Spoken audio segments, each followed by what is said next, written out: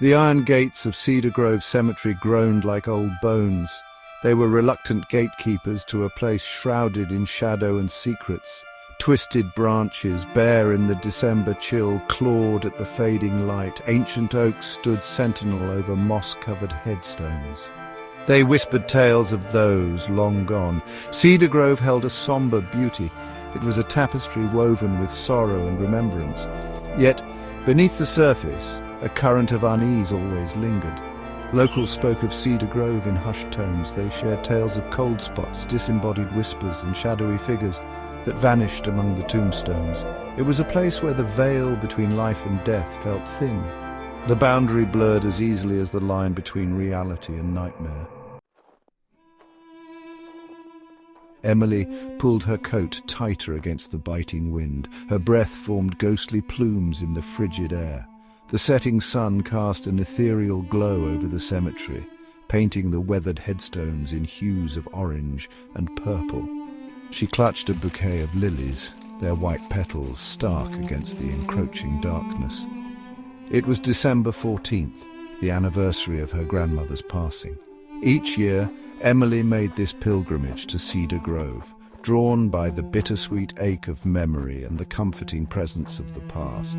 This year, however, something felt different. An unfamiliar energy crackled in the air, setting her nerves on edge.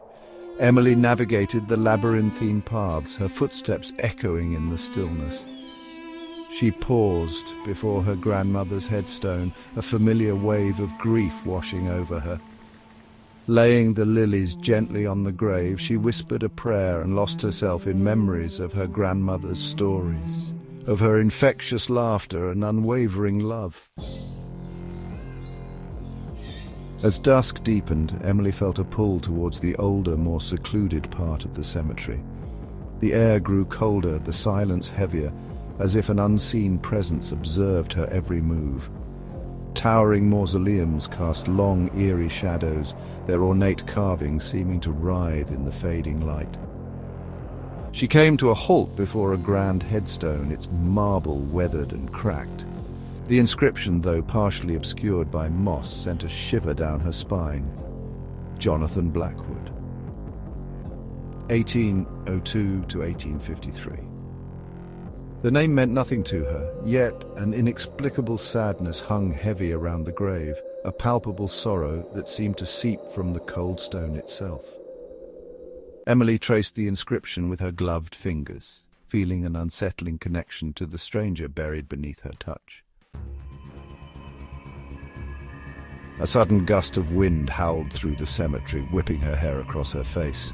It carried with it a faint whisper, a mournful sigh that seemed to come from the Blackwood mausoleum. Emily froze, her heart pounding in her chest. Jonathan. The voice was barely audible, a fragile thread of sound quickly swallowed by the wind. Emily strained her ears, searching for any sign of the speaker, but the cemetery remained eerily silent. Had she imagined it? A trick of the wind playing on her nerves? She shook her head, trying to rationalize the experience. The isolation, the encroaching darkness, it was all playing tricks on her senses.